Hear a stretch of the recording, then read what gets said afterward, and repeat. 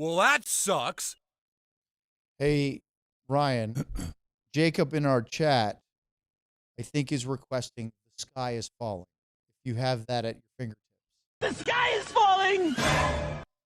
That's the drop for the pregame or postgame cold open. Luds has 7 goal breakdowns of the 12. I do? Supposedly. And Wow. we'll see if our producer Ryan Can keep up. Loses it because the computer freezes or if it behaves itself tonight. Either way, we got a big show. And if you're very nice, maybe we'll share some photos from our pregame appearance up at the Main Street pop-up branch. We have photos?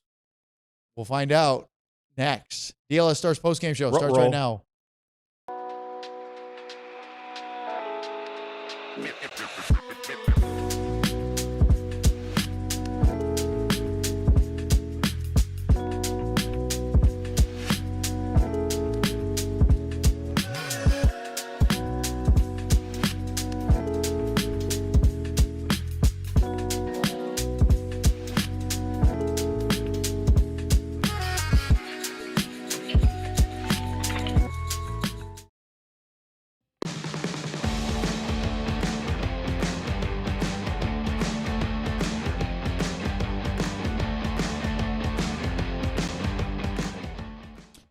All right, first and foremost, this is ridiculous, guys. I just hit refresh. We have almost 100 people already logged in. We just started, and I see 12 likes.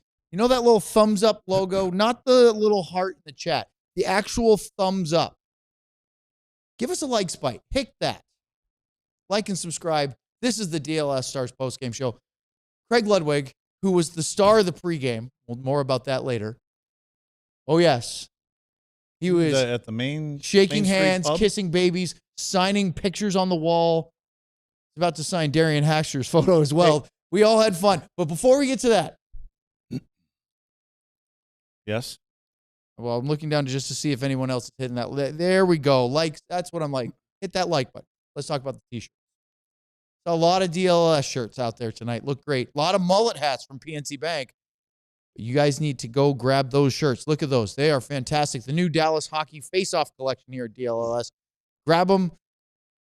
I was told, Luds, because our boss made an appearance tonight after being MIA for the last few broadcasts. GM Ben said we were about 6 or 7 shirts shy of our goal, but he said, quote unquote, soft-hearted boss might make an exception. Well, what does that mean? What, make an exception to what? Us getting shirts. Oh, is that right? Without having to buy them. Oh, I forgot. That's what that was all about. That's what it started with, and then you started saying, I'll buy beer for it, too. Yeah. I'm going to need a couple of extra shirts then. I'm going to try to go sell them and make up some money. Go to that right now, alldls.com, get those shirts, and let's do it. All right. That looks like a baseball score up there by your head.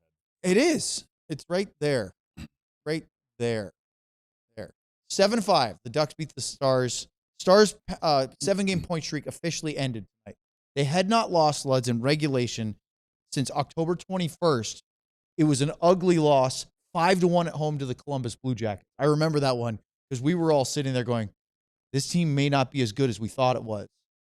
And then, you know, after losing 3 in a row, a 4-game winless streak, that started that October 23rd game where they lost in overtime. That started. Tell them to join. Sam just texted and said, ready whenever you are. Get in here, Sam. This is your segment. Not later when we get into the breakdown run. Sam, plug in. Call in. Let's go. He knows. Well, he knows. But I'm yelling at you guys like you can hear that. Hey, I was going to ask you, you asked people to do the thumbs up. Yeah. Is there a thumbs down thing on there too? Or is it just thumbs up? Yes, it says, I like this or I dislike this. Yes, there is a there thumbs is. down. Okay. I would prefer that you guys hit the thumbs up because it helps send signals to the YouTube I was just thinking analog. for this game, I would give the game a thumbs Yeah, but down. no. You don't want to encourage our fans to hit thumbs up because that affects our broadcast, not the game. You can still say thumbs up broadcast. Okay. Luds, I have some, before we get into the breakdown, I have some bright spots and I have some not so bright spots. So I'd like to list a few and you feel free to react however you'd like. Okay. Miro Heiskanen, 4 assists. These are bright spots. Wyatt Johnston, 3 points, 2 goals, 1 assist, both of them on both goals on the power play. Mikko Rantanen, 3 points, goal, 2 assists. Roope Hintz scores in his return from injury, missed 5 games. Tyler Seguin, 16th NHL season, first career goal against the Anaheim Ducks. And then Sam pointed out he still doesn't have goals against all 32 or 31 other franchises. Actually, 32 because he has scored against the Stars because the Utah Mammoth are a new franchise. They're not the Arizona Coyotes. Mm-hmm. So that's a technicality. Stars power play, 3 for 5. Continues to look very, very good. Those are some bright spots. That's good. I was exactly going to say, there's your bright spot. Those are your bright spots. I thought in that another one. They scored first and second. Let me give you a quick stat because I tallied this up after the first period. Dallas has played 14 games this year. They have scored the first goal in 6 of them. That's less than 50%. But remember, they scored first in the first 4 games of the year. Did they win all 6 of those games? You know what? I'd have to go back and look. I didn't. That should have been part of your tallying up. Listen, I had like a minute before the start of the second period. So here's what I have for you, and then we can go back and look at this. They have only scored first. Remember, they scored first in the first 4 games of the year. So they've played in the last 10, they've only scored first in 2 of them. That means that 8 of the last 10, they've allowed the first goal. They've also allowed a 2-0 deficit in 6. That's a lot. But here we are. Scoring first 6 out of 14. Now. Didn't turn out so well tonight. It did not. Are you ready for the other side of it? Some of the not so goods. Well, step 1, not so bright spot. They gave up 7 goals against. They gave up 7 goals against on 17 shots over the final 2 periods. No bueno. They gave up 2 power play goals against. And they allowed a shorthanded goal against. Those are all stinky, PU, yuck. And I believe, bring Sam on. He can chime in on this. He's not ready yet. Well, he said he was ready like 5 minutes ago, so he was lying. He's got the thumbs up. I am always ready. There he goes. James sent me a tweet, Luds, that said 6 rush goals. 6! Is that right? 6 rush goals against? I have to go back and count them. I believe that. But there was poor changes, there were turnovers that led to all of that. So there's a reason that there's rush goals. Sam, this is a great segment for you to join in because we just got going. We're talking about key storylines. We haven't gotten deep into our breakdowns where we push Sam aside and say, wait till we're done. I just listed off a bunch of bright spots and a bunch of not so bright spots. What's your takeaway from this one? Yeah, it's good timing too because the biggest talking point down there was obviously rushes. Glenn Gulletson always talks about line rushes against, and that's kind of how he likes to analyze games for his team. He said their game plan pretty simply was to limit the rushes, and the first period they did a great job of that. He said he felt like they were on top of them all night, or they were above them all night. They were doing a great job at kind of dictating the way they wanted to play. And then as soon as they allowed that first goal, he said, for whatever reason, the mentality totally changed. And all of a sudden, they started forcing pucks. They started making mental mistakes. I think we saw, a turn puck over on the offensive blue line is a huge no-no, right?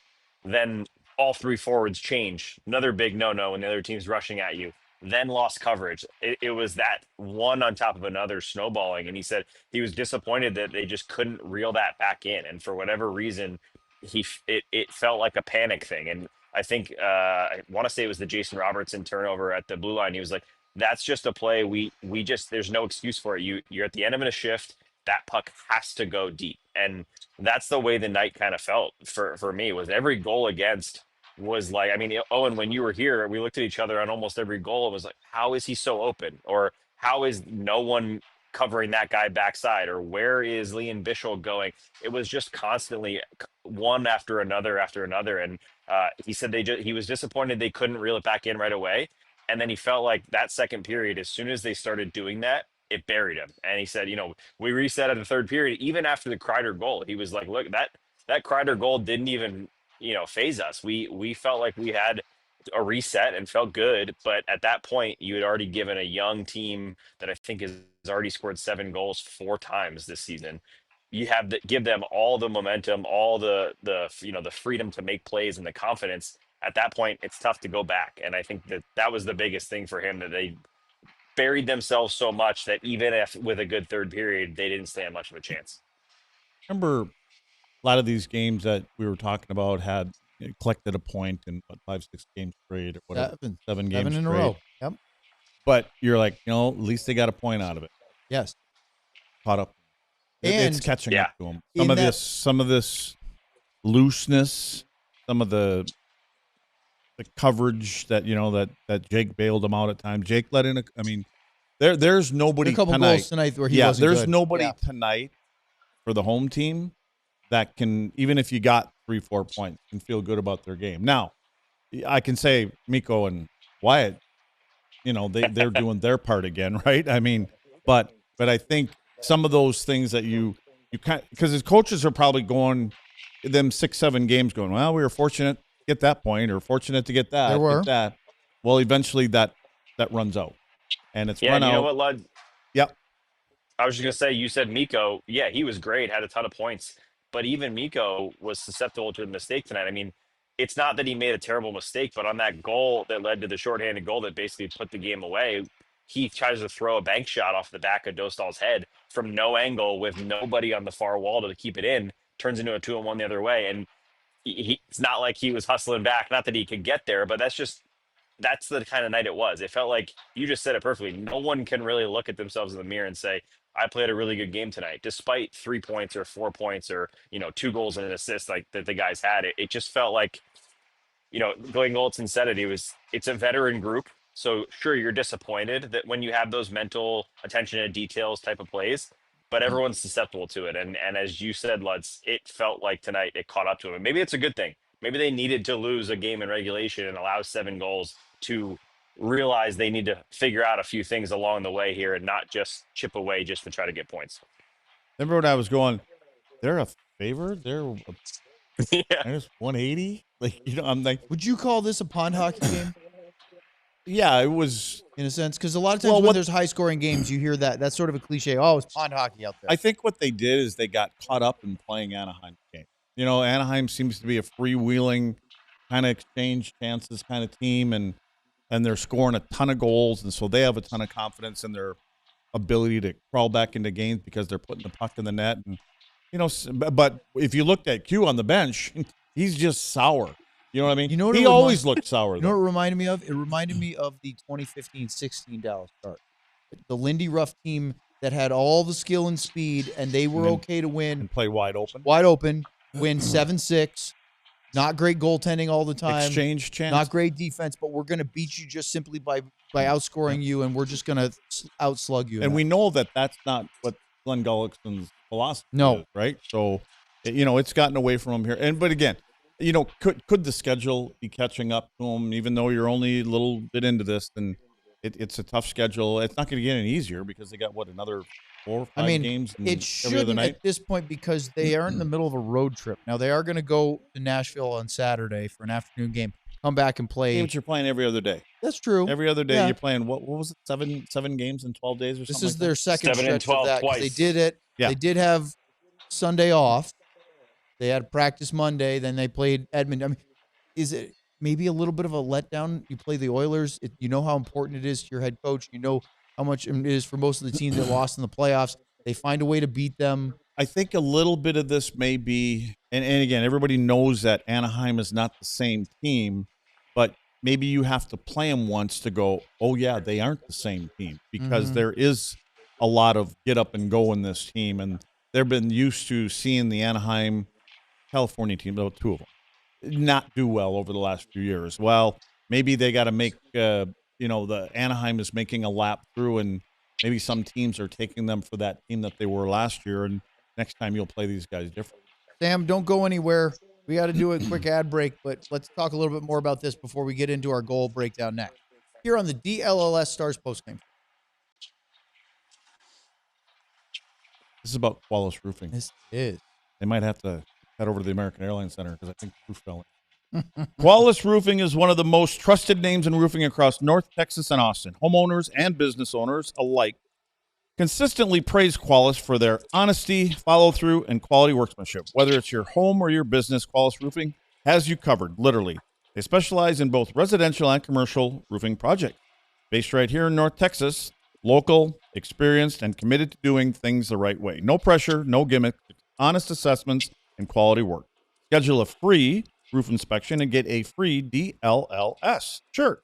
Replace your roof with Qualys and choose between a free Blackstone grill or a Traeger smoker. If your home was hit by recent storms, don't wait. Qualys offers free storm damage assessments and can help guide you through the insurance process. Qualys is just good at roofing. They're great at communication. You'll always know where your project stands and what to expect next. Call or go online to schedule free roof inspection, and don't forget to ask about their free grills. Visit QualisGC.com or just search Qualys Roofing and Construction. That's QUALIS, or call 817-500-9008 and get started today. And don't forget about your grill. Thank you, Leds. Let's talk about PNC Bank. Long-term growth takes patience and commitment, something banking and hockey hair have in common. PNC Bank recognizes the value of long-term growth too. It's time to see how good long-term growth looks on you. Hope you enjoyed the PNC Main Street pop-up branch, the last 2 Stars home games on both Tuesday and tonight. We'll talk a little bit later about what we did, maybe show you a few photos from hanging out with the Stars fans, diehards. PNC Bank compliments. They handed out all these great hockey hair hats. They were all over American Airlines Center again tonight. Hope you enjoyed them. Copyright, of course, the PNC Financial Services Group Incorporated. PNC Bank, an official partner of the Dallas Stars, and they went big over this week's promotion. All right, let's bring Sam back in. Sam's here. Sam, I know you talked about some of the things that the team had to say after the game, but what was your real takeaways from this one?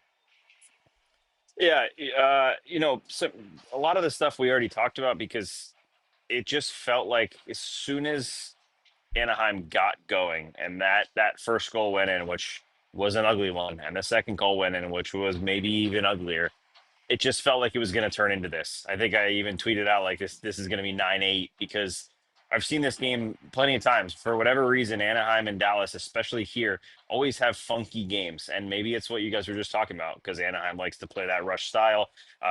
Obviously, this is a much better team, 8-3 or 9-3, won 4 or 5 in a row. It's a real team. It's a real competitive team now. But even when they weren't competitive, they played this way because that's all they could do. They had a few high-end draft picks. They had some skilled guys, a couple of defensemen that could move the puck up quickly. That was the way they won games, was outscoring opponents, right? They come in here, and if they're going to win, it's going to be a funky 6-4, 5-4 type of game where it's bounces here and there. It's one team getting 3 power play goals or another team getting 2 shorties. It's just never a clean game, really. And I think outside of maybe one time, I can't remember any 2-1, 1-0 type of games here at the AAC between the two teams. And I think it just doesn't mesh well with Dallas, because Dallas plays their best hockey when they play within their structure, right? Goalton wants them to play free and wants them to make plays and use their instinct. But deep down, when it comes down to it, at the base layer, you have to also play within your structure. And that means doing making the right play at the right time. And Dallas did not make the right play at the right time tonight far too often. And I don't know if that's a fatigue thing or it's just they get sucked in, like you guys were just saying, but it doesn't seem to mesh well whenever they go up against a team that likes to play rush open hockey. And it felt like when the Stars went up in this game, they needed to go up 4-0 to bury this Ducks team. Otherwise, it was going to turn into that, because it just kind of feels like they feed off of it the wrong way. And Tyler Seguin said afterwards, he said it's one thing to lose a game or to lose in an overtime or to get a point when we feel like we played pretty sound defensively, because that's what they take the most pride in. They can score goals, they know that, but they take pride in their defense. And we've seen their defense plus a couple of outlier players carrying them early in this season.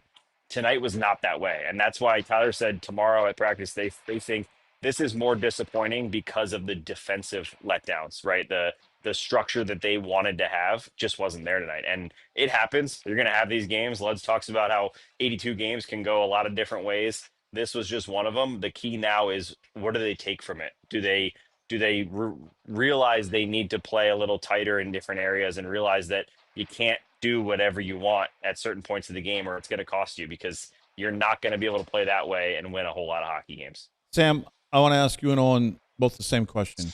Sam, what would you say the identity of the Dallas Stars is? I think a defensive team, a team that makes you earn your goals is how I like to look at them when they're on their game. Okay, Owen, what would you I think it's to be determined. I think that that's what they want it to be, Sam. I think they want Yeah. to be a team that suffocates you defensively, hits you on the counter attack constantly, and uses its skill to play smart hockey, but not always run and gun. But I don't look. I know there's injuries. I just don't think, Luds, that they have fully realized what that identity is yet. That's why I asked the question, because to me, you're getting close. Again, they haven't played terribly, right? No, But you have to, the coaching staff has to go in and ask the team, what is our team identity? I don't know if they know that. And again, I can understand if they think they can outscore other teams because we've seen them put up some goals. and they had tons of chances tonight, even after they gave up goals. But I just think that they have to decide as a group, whatever you guys want to decide, but this is our identity. If we want to play run and gun, coach, let's play run and gun. He's going to say, nope, that's not how you win in the playoffs. Yeah, it's not going to. No, win. it's not going to win you happen. cup. See, there you go. Proof right out there. Sirens. That guy's on my side. Yep. But so they have to buy into what the coaches are selling 100%. And that means all 82 games and then 83 on. And it means all 22 or 23 players have to buy into that. And again, it's not taking away the offense from anybody, but here's our identity. We defend first or we score goals first, whatever you guys think is best for you, which I think we know what that's supposed to be.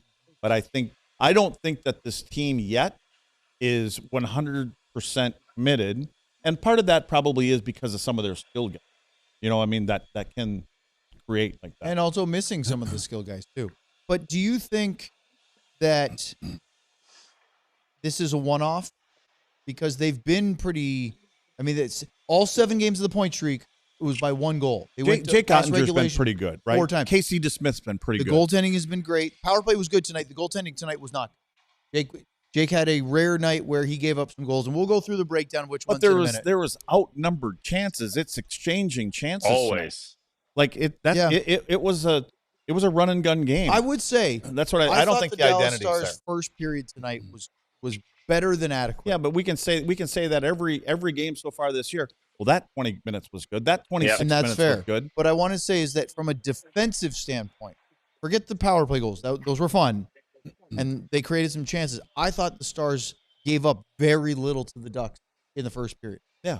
Then they completely got caved in second period, and they That's were my chasing, point. and that was a problem. And that goes to They can't stay with an identity yet because I don't know if they're committed to the And identity. did they unravel just because Chris Kreider's power play goal in the first moments of the second period? I don't know why. I mean, I have no idea. I don't see them so locking fast. anything down. But they still got the lead. We'll break it all down. Sam, any final thoughts before we start doing this very, very long video breakdown with Lud? Yeah, We're gonna the make only- it quick the only- though, Ryan. We're gonna buzz Yeah. through these. We don't want to hurt people too bad. The only thing I have is I did see Nils Lundqvist today after the game. That was the first time I've seen him, at least since he's been out. He was on crutches and had a walking boot on his foot. So just a note that it's good to see him around the rink. Good to catch up with him for a minute, but this team still has a few guys. Let's keep that in mind. Rope Hintz is back. This team's still missing some big pieces, and I think that that'll help things, especially with that identity down the line. Here's the last question for you, Sam. Who comes back in the lineup first, Jamie Benn or Matt Duchene? You know what? I would have said easily Matt Duchene about 4 or 5 days ago, but I'm starting to get pretty worried about Matt Duchene. We know that he wasn't in protocol according to the Stars. Neither was Rope Hintz, but something that lingers this long for an older player.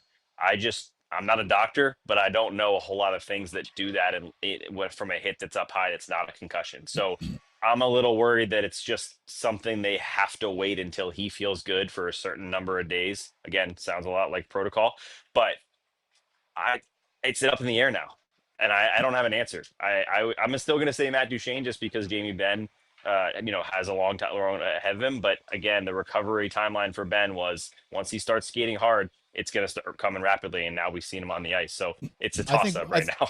Again, I'm rooting and hoping that Duchene proves me wrong. I think Jamie Benn is back in the lineup before we see Matt. Really?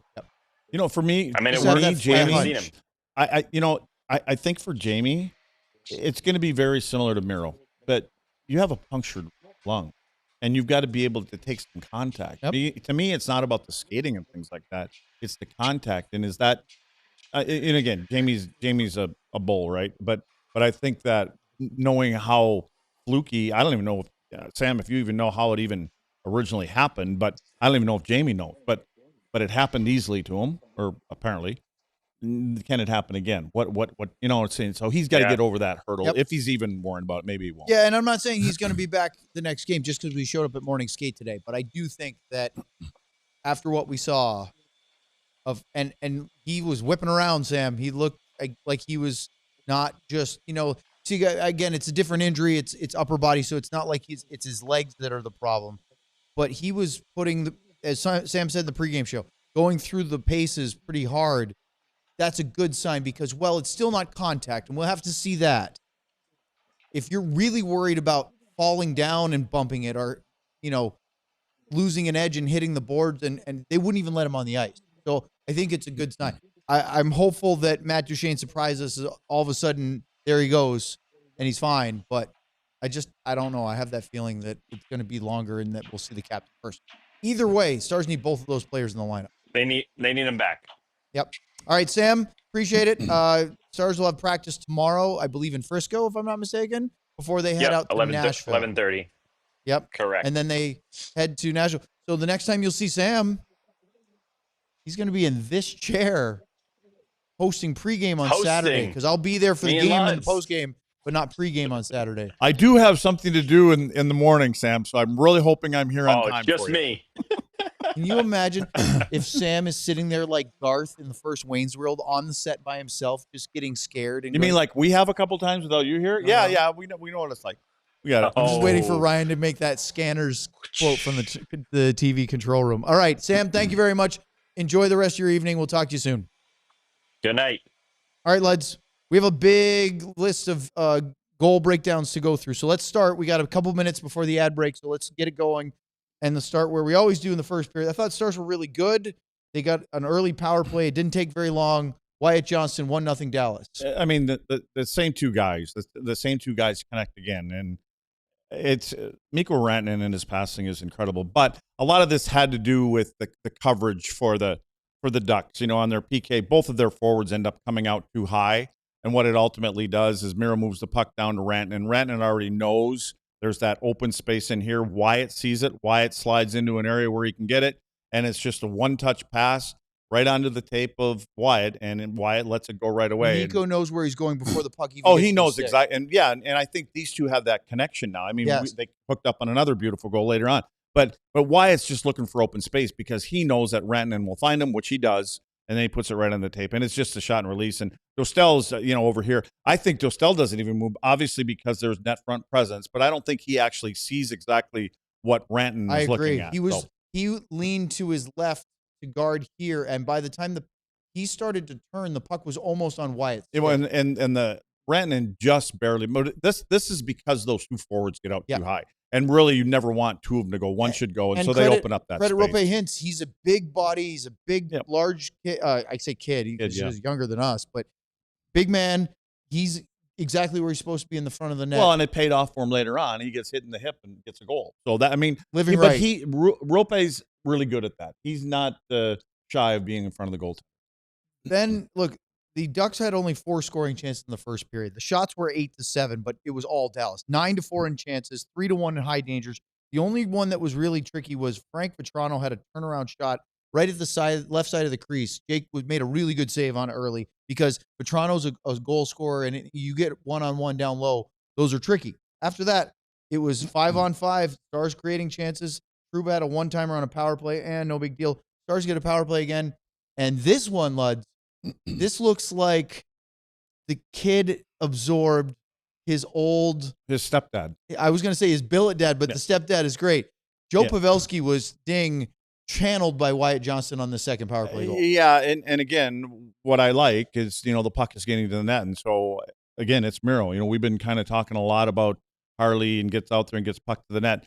This is how the penalty was drawn. And you can't really see it. But this is a stick on the hands. Unfortunately for the Ducks, there's a referee standing right here, staring right at him. Otherwise, you probably wouldn't even see it. But because I went, man, that was a little soft call. But when you see it from a different angle, there you go. It's a penalty. Now, what I like about this whole thing, and it starts with Heiskanen, is that Heiskanen now is starting to get into more of a shooter mentality.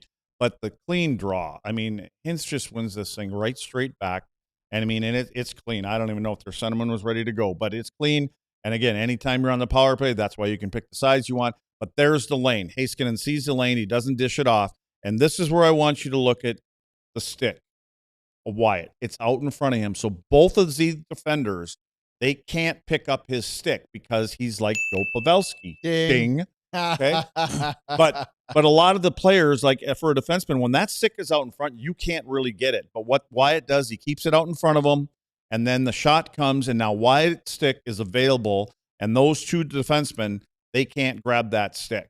And when it sticks like that, and then now obviously the hand-eye comes into play with Wyatt, and he gets his stick on it right here and puts it past Dostal, who he's being partially screened by Wyatt, but great shot by Miro. And then again, Wyatt's just money. So Wyatt and Mikko came into the day, Johnston and Rantanen, tied for the team lead in goals with 7. He gets his 8th. He gets his 9th in the first period. Stars take a 2-0 lead, and Wyatt went from being 4 goals away from 100 in his career to 2. So that was goals 97 and 98, getting to the triple digits pretty fast. Jason Robertson had a really nice wraparound chance right after that. Dostal was on his right post, pushed to his left, went full stretch, and Robo had it. But Dostal got it with the post. Really good save. Why? Because then the Stars take a penalty. Sam Steele for tripping inside the final minute of the first period. And that's going to carry over to our next segment where we talk about what turned and changed because the tide went completely the other direction. Second period on here on the DLS Stars postgame show. Oh, man, don't you know, did it take a different direction? Didn't it ever? Fall's here. Crisp air, football, maybe a bonfire or two. But if you're like most guys, you're still putting in the hard work, and yeah, that means sweat. You know the feeling. It's game day, and you've been working all week. Let's be honest, regular deodorant just doesn't cut it after a long day. But there's a real game changer. Mando. Mando deodorant plus sweat control, not just another cover-up. Mando was 1 stick, 2 jobs, powerful odor, and sweat control. It actually stops odor before it even starts. 1 swipe, and you're good to go. It controls both sweat and odor for up to 72 hours. I'm on 72 hours. And after just 12 hours, underarm sweat was reduced by 92%. It doesn't just mask odor, it prevents it. 100% of study participants experienced all-day odor protection. Premium ingredients, double protection. It comes with a solid stick deodorant, cream tube deodorant, 2 free products of your choice, and free shipping. As a special offer for listeners, new customers get 20% off our exclusive code. Use code DLLS at mando.com for 20% off. That's SHOPMANDO.com. Have you ever wanted to be a cracks and grundles? I jumped the gun on it. Have you ever wanted to be a major league player? Well, see your name on the back of your jersey. Maybe share the dugout with the all-time greats. We have good news. Texas Rangers Fantasy Camp presented by National Car Rental is your opportunity to live out these dreams. Taking place January 7th through the 11th at the Rangers Spring Training Facility in Surprise, Arizona, which will be nice in January. Rangers Fantasy Camp is the dream experience for any diehard Rangers fans. Across 5 unforgettable days, campers will be treated like a big leaguer. Custom Rangers uniform, professional-grade equipment, access to full clubhouse amenities, post-game happy hours, Luds, the whole 9 yards. And the best part, you'll enjoy hands-on guidance and encouragement from some of the best players to ever don a Rangers jersey, including Hall of Famers Yvonne Pudge Rodriguez and Fergie Jenkins, who was in our studio last week, with more alumni announcements on the way. This is a once-in-a-lifetime opportunity you won't want to miss. Spots are limited and going fast. Secure yours today at rangers.com/fantasycamp. That's rangers.com/fantasycamp. All right, Luds, I don't know if this was the exact turning point of the hockey game, but it didn't help because the Stars feeling really good about their game after 20 minutes, I would think. Up to nothing, really didn't give up much to the Ducks. I mentioned that the Ducks only had 4 scoring chances in the first period. 3 of those came on the power play. None of them were high danger. 2 of them were at the end of the period, so they literally gave them almost nothing. And then enter former Ranger Chris Kreider, 1:16 into period number 2. Power play goal, 2-1, and the Ducks return fire begins with that. Didn't we do a podcast with somebody where the name of their podcast was called Chaos or something? Yes, what chaos? What is it? That's with Pete Blackburn and DJ Bean.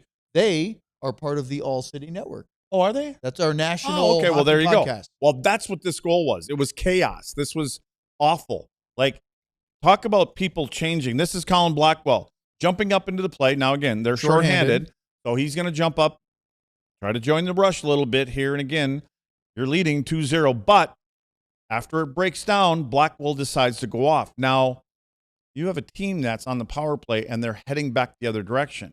So Blackwell goes off. Miro had jumped into the play to try to, score a goal. Well, Miro's got his hand up in the air here. He's ready to jump off. He wants to change too, but he recognizes that, they're going the other direction.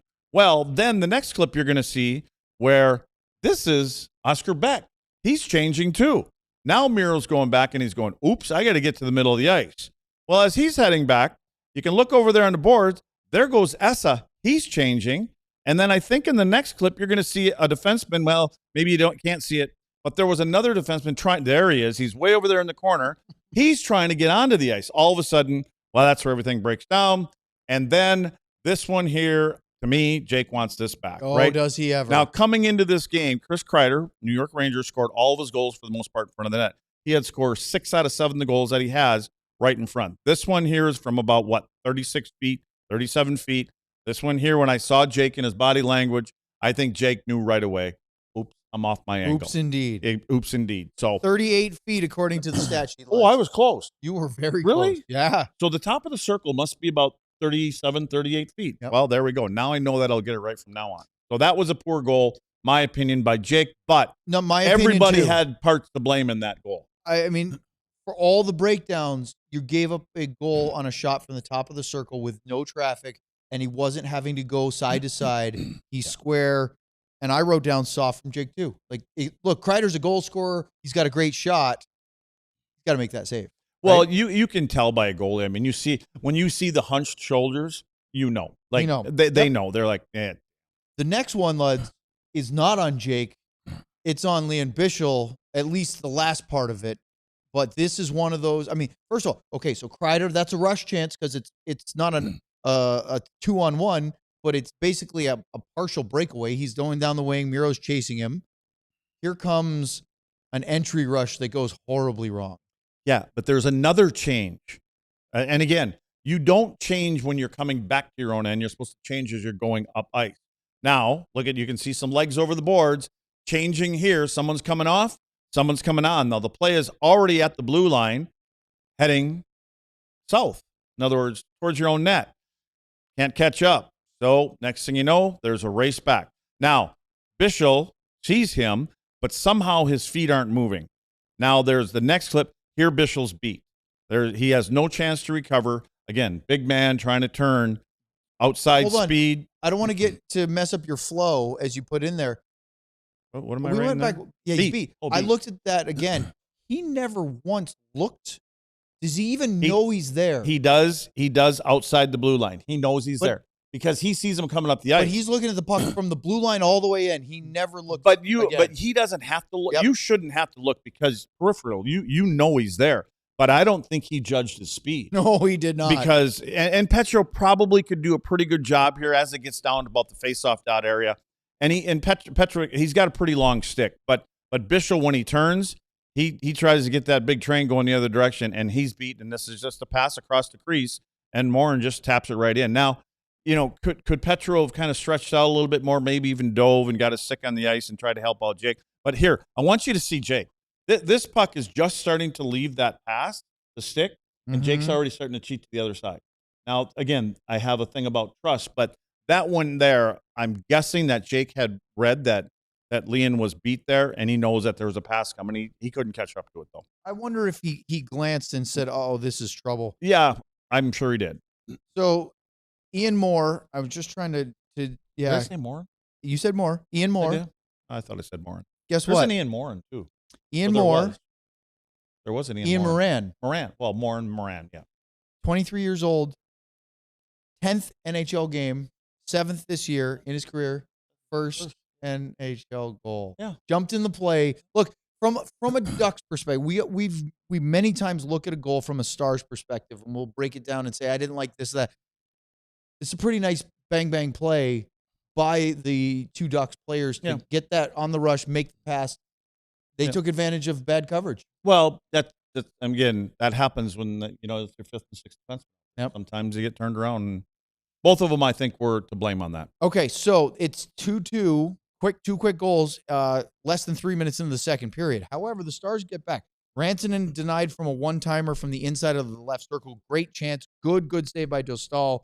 And remember that.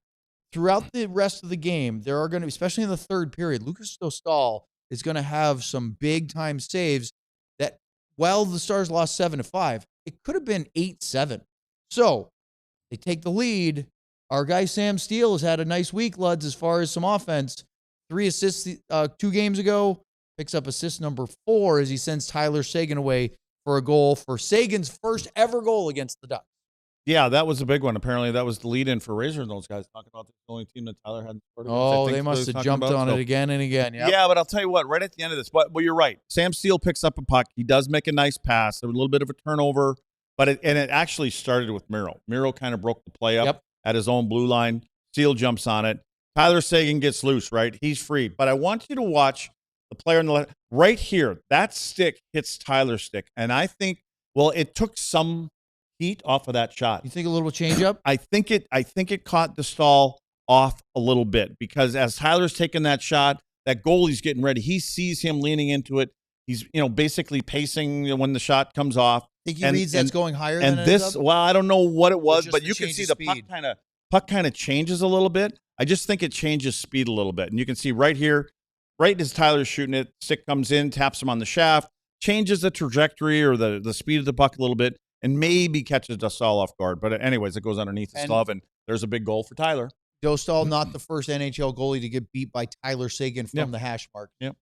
That's a spot he can hit. So 3-2 Stars. They gave up 2 quick ones, but 8 minutes into the second period, they're back into the lead. Steele, assist number 5 on the season, as I mentioned, 4 in his last 3 games. That was the Heiskanen. You talked about breaking up the play. He picks up an assist. Miro had 3 assists on the first 3 Stars goals. How about that? Now we go for a little while, lads. It goes all the way until the 14-minute mark, and this one. What were you saying about Sam Steele? 4 assists in his last 3 games. Not so much on this one. He turned this puck over. Well, let's talk about this because I didn't like the goal from Jake's perspective, but Cutter Gauthier is red hot right now. Yeah. Well, and he is. What is that? 11 now? 11 and 13 games. I believe at the time he scored. I haven't 10, checked he since. was tied for first. I believe because Sidney Crosby had 2 goals at the time that he and Crosby were tied for the league lead with 11. I'm not sure how it's shaken up. I can take a look in a second. Yeah, but this Sam Steele turned this puck over, and then what Steele does, and I didn't even stand him out, but he's at the top of the circle here on his way back. And what does that say? Nope. Oh yeah. I wrote nope because that's where the pass is supposed to go.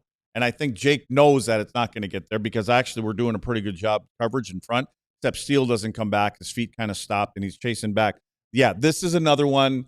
And again, Gauthier can release the puck, right? We know that.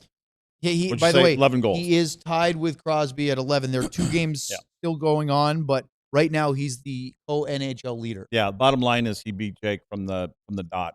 5-hole. That's not so that's 2 of the first 3 goals against that are like there are times where we can say, look, Jake's really on his game. Those two were not great. But they're still tied until they weren't 3 minutes later, and the Ducks get their first lead before the end of the second period. Well, this is a power play goal. And I think, and again, you've heard me plenty of times talk about you have to keep your feet moving as you're coming back into your zone. How about a power play rush goal? Yeah, and to me, Ritzkovian, he stopped. I had it back a little further. His feet kind of stopped near the blue line as he's coming back.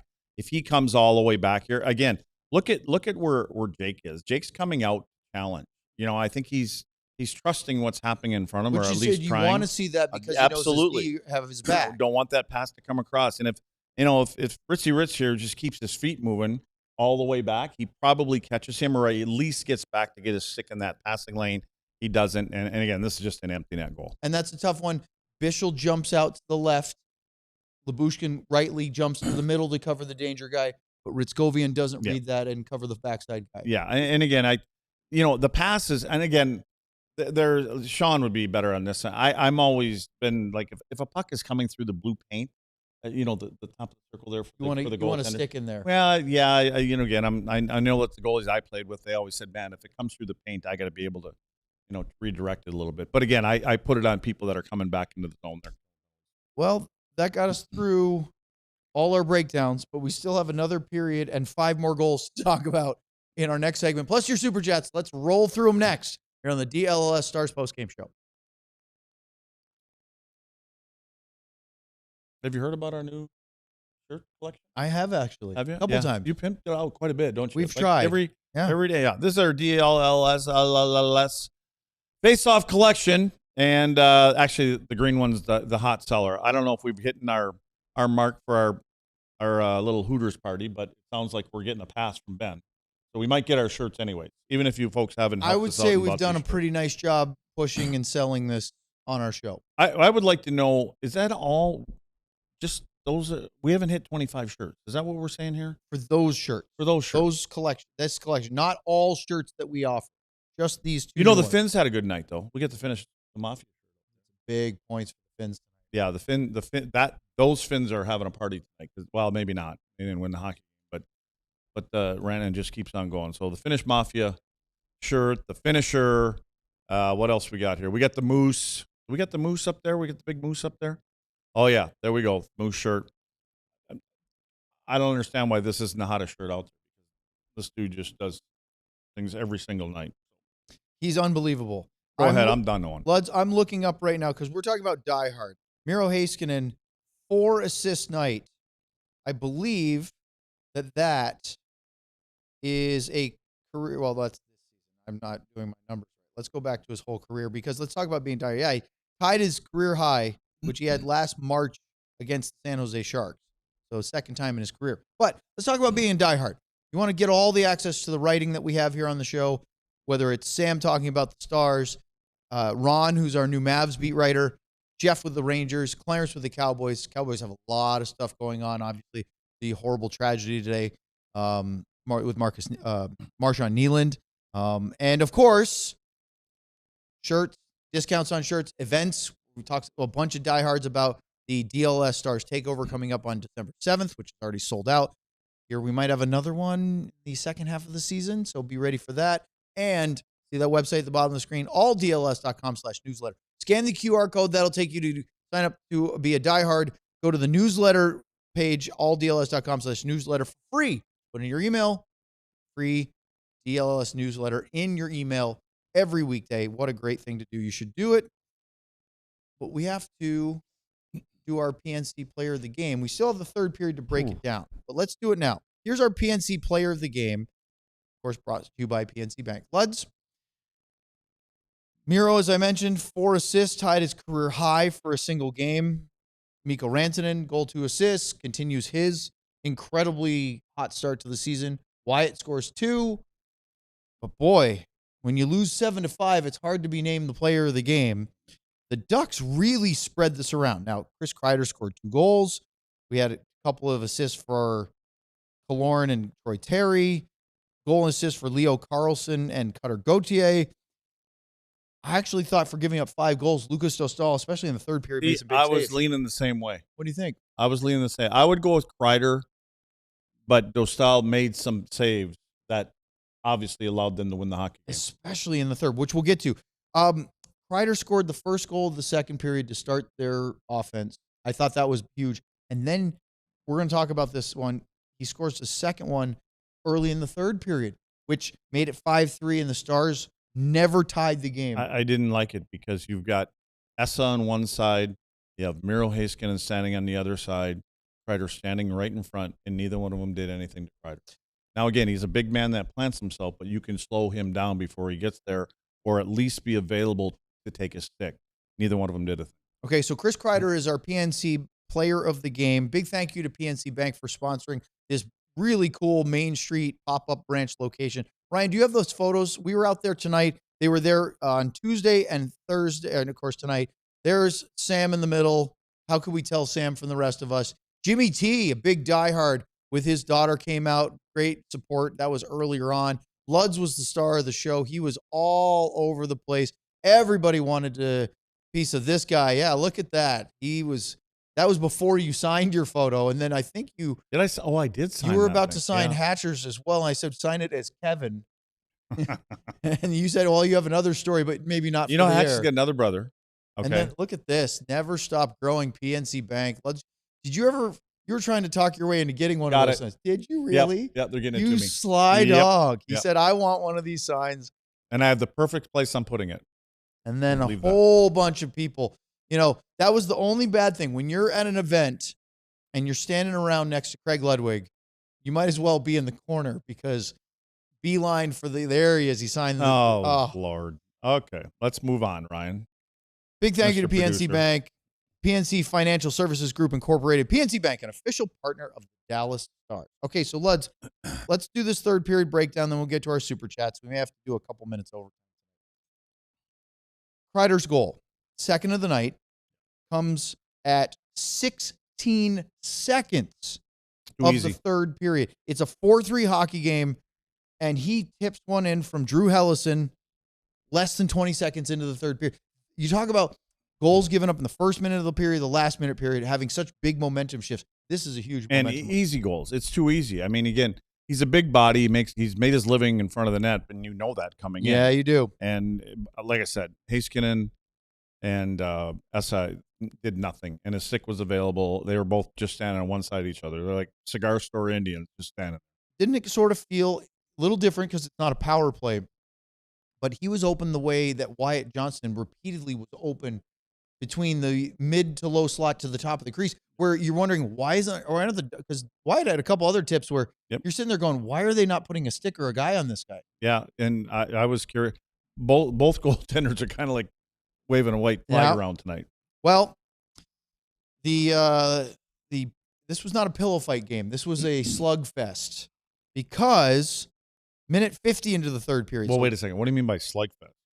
Offensive slugfest. Okay, I was goals gonna say, back and forth. No, there wasn't too much contact. This wasn't a fight fest. This wasn't a in the trenches slog. This was we're going to exchange haymakers on offense. Stars get a power play. They had already gone 2 for 2.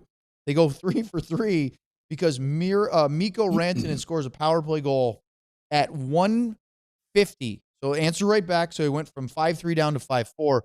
Luds, this is a great spot. Mikko knows how to get to that far post, but the setup from Wyatt was unbelievable. Yeah, I mean, if you haven't seen it, you need to go and watch it. And Wyatt, who's standing to the right side of Dostal, basically against the post or even with the post, as a right-handed shot, he gets a nice pass, but he just drags it enough and just lets it come right straight across the crease to a wide-open Rantanen. And I love the expression on Rantanen right away because he was even surprised. I mean, he was surprised, not surprised that Wyatt did it, but that it all played out like that. And he went, oh my, because it was an unbelievable. And the surprise is that's 100% intentional. Oh, geez, this isn't a tip play where it because accidentally goes. you take when it hits your blade, you kind of take it and you turn your blade over, and sometimes you'll pull it with the toe of it. And he just does it and lets it just slide right across the front of the crease. It's beautiful. I mean, And it was all by design from Wyatt. And Wyatt gets the assist. Robo picked up a helper on that one. And Rantanen, his 8th goal of the season. So he gets back within 1 of the team lead. Remember, Wyatt scored 2, so he's at 9. Rantanen at 8. That was his 2nd of 3 points. And it's a 5-4 game. And you're thinking, okay, well, you gave up one really early, got one right back. This was a trade-off of penalties all night. Both teams were in the box a lot. Stars go back on another penalty, this one because Rantanen gets called for slashing. I don't know if you saw this, Luds, because you were here, but Rantanen and Drew Hellison got into it in the first period. Behind the play, it looked like Hellison almost, you know how every now and then it seems like almost once a game, Rantanen draws a call where somebody just takes him down and he goes flying. Looked like Hellison almost slew-footed. Not quite, but it got caught up, went down. Rantanen gets up and just absolutely tomahawked him with a slash. The referee didn't see it. And then Hellison went back at him with a cross-check. And then Mikko hit him hard again. And then he took his number and drilled him against the boards. Well, that was in the first period. You get to the third period, and this time he got caught. But I think Justin Rutskovian might have saved the goal as he had it looked like he had a stick check on Gauthier, would have been otherwise an open net backdoor play. I didn't see it. I think I was putting a wet towel over our producer. Oh, Ryan. yeah, you guys did a lot. He was stressing out over some of these videos. It was pretty nice. But then the Stars get another power play again because Ian Moore got a high sticking call, and they had 2 grade A chances. First from Wyatt at the top of the crease, wide open tip, good save by Dostal. Then Robo's wide open in the left circle, skates in. Dostal makes the save. And then Leo Carlson, shorthanded goal, odd man rush, one-timer. The pass from Troy Terry, backhand sauce is beautiful. What's going on here? Well, I didn't like the way Miro played. I mean, he's playing off that close post again. You know, he allows the pass to come across, and it's basically wide open net. So buried it. And it was almost like a 3 across. But again, you as a defenseman, you got to pick your poison. And if Miro plays a little bit more to the net, you kind of let Jake come out and challenge and tell Jake, again, with your body and where your stick is, I'm not going to allow that pass to come across. But once it does, Jake doesn't have a chance. Guess what? That was the game-winning goal. After the goal, though, Stars are down 6-4. Radek Faksa, wide open one-timer in the slot. Great save by Dostal. Robo gets another grade A chance. Save by Dostal. Sagan, one-timer right in the middle between the hash marks. Save Dostal. This is why Luds and I were talking about maybe Dostal as our player of the game in a 7-5 game. Usually when a goalie gives up 5, you don't go, yeah, he had a great night. I mean, Luds, 6-4 down. He stopped they were up 6-4. He stopped 3 grade A's. It was 5-4. He stopped 2 on that power. He's a huge part of why the Stars didn't just I thought we were going with him as the player of the game. You said you wanted Kreider with the 2 power. No, plays. I said power 2 goals. I said, but Stahl, really. You can't go wrong with either one of them. Yeah, but that third period from Dostal, fantastic. Well, Stars weren't done, though, because Rope Hintz would score first goal back.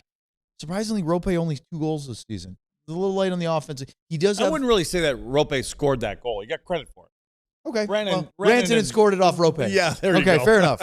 But he did. That was Miro's 4th assist because he played it to Rantanen. Rantanen took the shot. That was his 3rd point. And Rope, look, I love the fact that coming off an upper body injury, he's right out in front of the net repeatedly because when you have Rantanen, Robo, Wyatt, this was 5-on-5, by the way. When you have those guys on the ice, Miro, you need net front presence, and Rope is giving him that. And without the net front presence like that, a lot of those passing lanes don't open up. Because, you know, generally it sucks people out of where they want to be because they're trying to move that guy from in front of the net. Unfortunately, Stars go for the extra attacker, and it doesn't work because they turn the puck over. With just under 2 minutes to go, it's a 3-on-1. And does this look like showtime? It's almost hot dogging out there. To me, that there's the identity of this team, where either two of those guys could have just buried it in the empty net, but they wanted to tic-tac-toe it right into the net.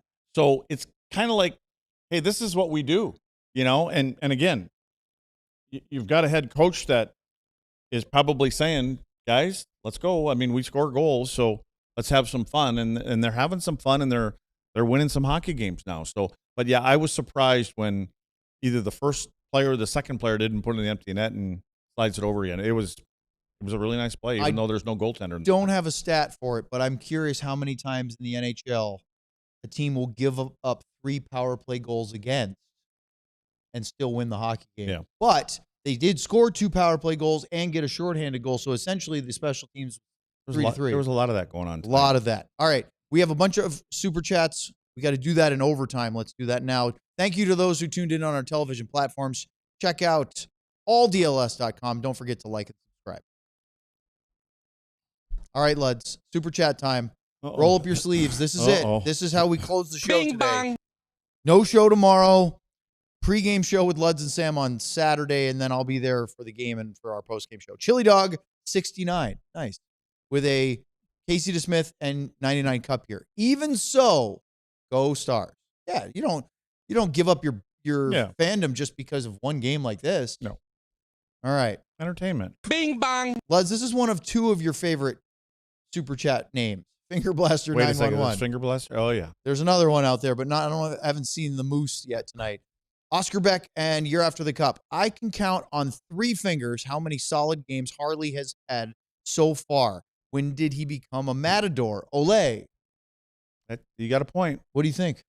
I don't know. I don't know. And it's more about the defending for me than anything else. And so, and he's been, up until a few games ago, I thought he's been getting better and working on it. But I agree. His game is a little loose, too loose for me right now. Well, they put up 7 goals against the defending Stanley Cup champion Florida Panthers the other night. Put up 7 more against the Stars. This team can score, so don't take it personally, but also kind of take it personally. Bird Oils with a Lundqvist and Nils Lundqvist and Year After the Cup. Luds, what do you think about Rockstar delaying the release of GTA 6? That's Grand Theft Auto 6. Again. What? Do you have any feelings on the matter? Gotta say no. Okay. What? They No, asked. no feelings. No Sorry. feelings. All right, we go to the next one. CAOTK. Owen. Oh, wait, Bing sorry. bong. It's a Heiskanen and a Rantanen. How many odd man rushes did Dallas allow tonight? I didn't count them up. Huh? How many odd man rushes again? You didn't count them up? Well, I mean, I have them written, but I didn't add them up. You're slipping. Do you really want me to sit here and No, I don't. Exactly. You know what the answer is? I don't know. Too many. Bing bong. Next. UNT Rumpet or UN Trumpet with a Heiskanen, a Lundqvist and a Ottinger. Of course, Otter wants some of those back, but this is way more on the defense poor play in front of him than on him. 7 goals are not on Otter. 2 or 3? Everybody shares in the blame on this one. Yeah. I mean, I agree with it. But, have we not seen a few of these too many from Otter this year? There's just the soft one. I'm going to push back just in the sense that there have been plenty of nights where Otter has either won him the game or I'm not stolen the disagreeing game. with that. I'm just saying the soft ones. There's been a few, but I also think that you can't get too complacent when you have a great goalie and just assume he's always going to make that save. Because even the best ones let him in. But we're talking about some here that are kind of routine. I'd be curious where his numbers are at. Now, look, this team is a work in progress. But, yeah. Bing bong. Okay. Eric with a big one. Jason Robertson and a 99 cup here. Why was Robo so absent, in my opinion? Also, Pavelski. Ding. Ryan, that was money time. Do you think he was absent in this one, or do you think he was just overshadowed? Well, he was less noticeable than he has been. Correct. I'm wondering if he's getting frustrated with something not going in the net. And again, yeah, he's got to be great. I mean, he had 2 assists tonight. He was also dashed 3. He's not into assists. He runs on 3 he goals runs on this year. goals. He runs goals. on goals, and I think the assists are good point thing for him. But I think what gets him churning and burning is to be able to put the puck in the net. Yeah, I do. Bing And bong. it hasn't been lately. We're going to Ardell with a Lundqvist and a Sagan. Oh, sorry, a Sador and a Sagan. He clarified. The sky is not falling. The sky is falling. Luds, don't run the producer off the show. We don't have any left. Is fun with drops and graphics. Stick taps to Sergeant Botters. Sergeant? Well, he promoted him. Oh, we did? Somebody did. He was private first class. They've moved him up to sergeant. Cool. What's above the sergeant? Major? Master sergeant? What? Yeah, there's probably probably. Yeah. Then you get to major. Corporal, Colonel, 4-star general. General. Yeah, well, Bing we got a ways to bang. go before Yeah. we start handing out stars. Willis with a Heiskanen and Rantanen. Go What you talking about, Stars. Willis? Cujo Banjo likes boys. That seems inappropriate. Behave yourself, Willis. Come on, Willis. Then this one, you don't want to talk about appropriate. We have the Bing Grundle bang. Gobbler with a Darian Hatcher in year after the cup. I don't see how Robo is worth a contract again. Well, that's ridiculous. He's absolutely worth a contract. But see that's kind of where Robo is maybe in his head a little bit because he knows Sure. what's going to get him the payday. So that's why I said the assists aren't what's going to get him going. But he's Your also balls, earned butt cracks, and grundles. his your balls, butt qualifying cracks, offer is and going to be grundles. $10 million. He's an RFA, so it's going to be a huge number because he scored almost I think he's almost 180 goals. Yeah, like he's trying to set himself yeah. up. Bing bang. Burned Oils with a Hatcher in year after the cup. Get old Luds to couch the. Oh, excuse me, I can't read. Get old Luds to coach the defense. Mm-hmm. There's some things I'd like to say or do, but All right, I think we're going to skip the last one. Willis is getting inappropriate. wait, Do we have any more? Or is that okay? That's a good way to end. We already are 6 minutes into overtime. are we? Oh, Yeah. okay. So, all right. Final, once again, huge thank you to our friends and partners over at PNC Bank. They put on a great Yeah, it was an promotion. excellent event. Buds, those Excellent. hats were everywhere, both Yep. Tuesday night and Thursday. I mean, it seemed like when you scanned the crowd, there were those white Dallas Stars, hockey hair, mullet hats everywhere. But the thing is even if you're not into the mullet thing, the hats are great hats. yeah, and you Great can hat. actually you can just take it detach right them. out. No big deal. Look at that. Velcro. And it was free. They're free, great looking hats. And I know all sorts of people were trying You know to how get many those. they had made up? How many? 30,000. No wonder they were handing all those. 30,000 hats they had. Boy, they went big. And the whole barbershop setup, Yeah, it was great. fancy. So nice job, PNC Bank. And of course, all of the diehards that came out and said hi to Luds, maybe said hi to Sam or me, recognized, oh, wait, you're on that show with Craig Ludwig, right? So, yeah, I I think we even sent the mens to the boss, Brandon, didn't think so. Yeah. we? Yeah, Ben was videotaping one of them. The old president of the North Texas region of PNC Yeah, he Bank. looked like a second grader with a backpack on Halloween. Remember? Who Luds? Oh, no, that was our boss, Brandon. There's two different Brandons. Oh, that's the only one I'm talking You're about. talking about the We sent that message to head of All City. Yeah. Oh, Yeah, yeah. our CEO. I thought you were talking about PNC Bank. Got me there. We got another one? Bing bang. Oh, Eric with a Hatcher and year after the cup. Let's go Stars. All right. I like Let's that. end on that one. End on a nice note. Yeah. Pre-game. So no show tomorrow, Friday. Saturday, 2 I o'clock. thought something big was coming. I did too. Down Like, in hey the guys, you air. need to stop.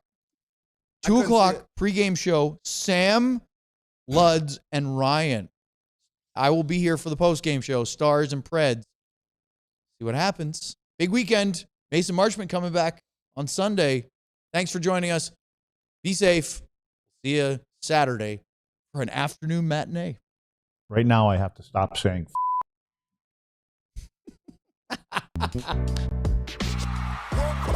We all silly like the mayor.